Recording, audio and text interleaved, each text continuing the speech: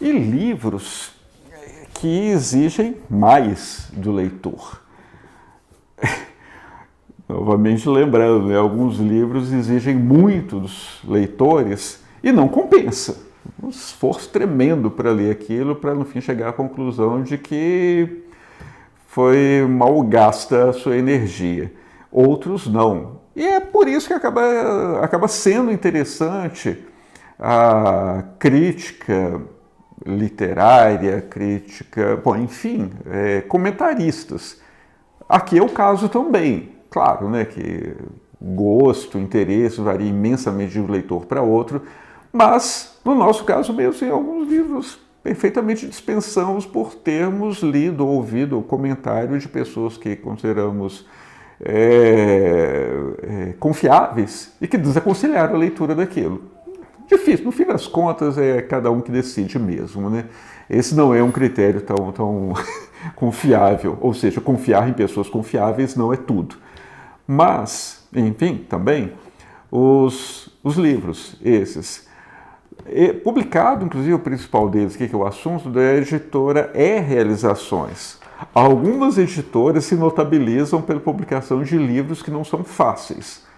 Ou coincidência que todos os livros que lemos da editora Realizações não são livros tranquilos, no sentido de que você pode ler enquanto assiste, depois de almoçar. Não são. Nenhum deles foram. Esse aqui, outra editora que é tipicamente isso, mais de décadas e décadas atrás, é a editora W.M. Jackson, que publicou Clássicos Jackson. Praticamente nenhum volume da coleção Clássicos Jackson é uma leitura fácil. E todos eles são livros, aliás, o nome aí é compatível, são clássicos. Caso lá, né, Os Lusíadas, Paraíso Perdido do Milton, a Divina Comédia, esse o nível, nada é fácil. E tudo relevante. Agora, a editora Realizações, publicando coisas mais recentes, segue essa mesma linha, pelo menos do nosso ponto de vista. Esse livro aqui, que é o assunto, Do Reino Nefasto do Amor Próprio. Esse é o nome do livro, Do Reino Nefasto do Amor Próprio. A capa não é essa, porque eu encapei, né? Tem uma ilustração de um lado, do outro, que eu não achei muito bonita a capa.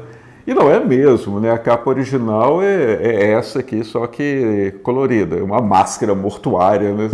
O título já é meio assustador, já pode dar a entender de que algumas coisas desagradáveis vão ser ditas a respeito de você mesmo. Esse é o problema, né? Não é a respeito do mundo. Você vai se perceber dentro do assunto. Subtítulo, né? A Origem do Mal em Blaise Pascal. Pascal, junto com Schopenhauer, mais Montaigne, são grandes influências do Machado de Assis. Nosso interesse começou mais ou menos por aí, grandes fãs que somos do Machado de Assis. E o autor é o Andrei Venturini Martins. É um livro, originalmente uma tese de doutorado, tem os problemas, né, que derivam disso. É um livro que, em uma situação, ele é praticamente repetitivo, mas o assunto é perturbador, desconcertante e central para o cristianismo, inclusive. Pascal era católico.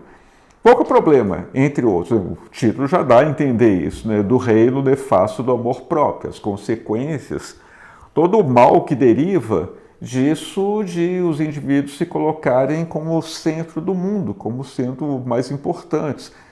E das formas mais variadas e sofisticadas, né, de se imaginarem extremamente bondosos, extremamente humildes. O orgulho continua presente nisso. Essa é a ideia do Pascal. É quase que a brincadeira que se faz, dizendo que a vaidade humana termina só 2 horas depois do nosso sepultamento. Antes disso tem um velório, que a pessoa que morreu espera ser homenageada pelos aqueles que sobreviveram. É quase isso. Então, é uma marca muito forte da experiência humana. Ele fala, Pascal, e o Andrei Venturini vai descrevendo isso por outros meios também, sobre a tríplice concupiscência. Concupiscência no sentido, uma palavra não muito usada atualmente, no sentido de vontade exagerada.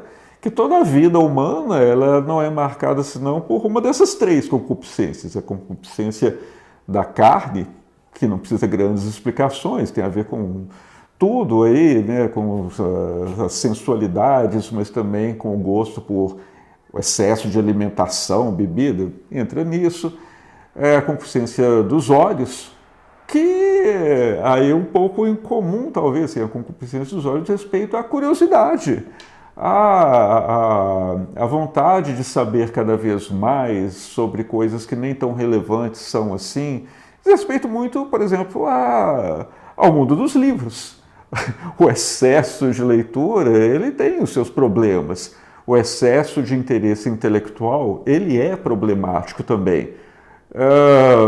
Com uma roupa mais atraente, socialmente aceitável, que dependendo pode entrar numa igreja com grande facilidade, sem grandes problemas, sem grandes constrangimentos, mas ele também comporta um grande problema, né, no sentido de ter essa curiosidade como centro o próprio indivíduo. Essas duas concupiscências e a última, mais conhecida de todas, o orgulho. O orgulho também é uma concupiscência. Esse é o tema desse livro e entra aqui como um dos livros mais densos, com problemas mais sérios que já lemos. Junto com esse outro tá aqui, o acompanha, não porque os temas sejam comuns. Existem coisas comuns, poucas, mas no sentido do grau de dificuldade, de exigência para o leitor. Livros mais recentes. Qual o outro livro? Que tem um problema interessante no seu subtítulo, aliás, no seu título. Em que creem os que não creem? É um conjunto de cartas trocadas entre Umberto Eco, escritor italiano bem conhecido, escreveu O Nome da Rosa, né, o seu livro mais conhecido, mas muitos outros. Pêndulo de Foucault, escreveu Como Fazer uma Tese, coisas assim. Umberto Eco é uma boa figura. E o Carlo Maria Martini, um cardeal italiano, que se especulava à época que ele poderia vir a ser o futuro Papa, num concílio, numa eventual situação. Os dois, um agnóstico, o outro católico, escrevendo sobre esse problema, em que creem os que não creem. Porque, primeira coisa meio óbvia, né, para dizer assim, se você não crê em nada, você sustenta a sua vida a partir de quê? Problemas assim. Assim, e muito além, os dois livros, na nossa memória, assim, eles entram quase que aquilo de que, além daquilo, já teríamos uma grande dificuldade de entendimento. Isso também. Né? Assim, alguns livros, alguns leitores podem fazer isso assim, de que não entendi nada, mas adorei. Ou também de nem cheguei a ler o livro, mas gostei também. Né? Enfim, esses livros não entram aqui. Os que não entendemos, os que não lemos, né? Mas esses dois, nesse sentido de profundidade, apesar de não serem famosos, nem o Pascal é um autor muito lido, mas recomendamos a sua leitura, caso você esteja disposto aí a enfrentar alguma coisa mais densa, mais significativa e cada vez mais atual. Detalhe, antes que até eu me esqueça, esse livro do Reino Nefasto do Amor Próprio, ele foi, como eu disse, uma tese de doutorado foi orientada pelo Luiz Felipe Pondé, que observa sobre o livro, escrito por um aluno dele, de que não é um livro excessivamente rigoroso, na verdade é um livro completamente atual, no sentido de que boa parte dos católicos, dos cristãos, imaginam que para todos os efeitos basta você ser uma pessoa boa, assim, e não é isso. Assim, as coisas são muito mais complicadas que isso. Podem ter sido colocadas em segundo plano, mas esse livro, Pascal em particular, nos lembra que não é tão fácil assim.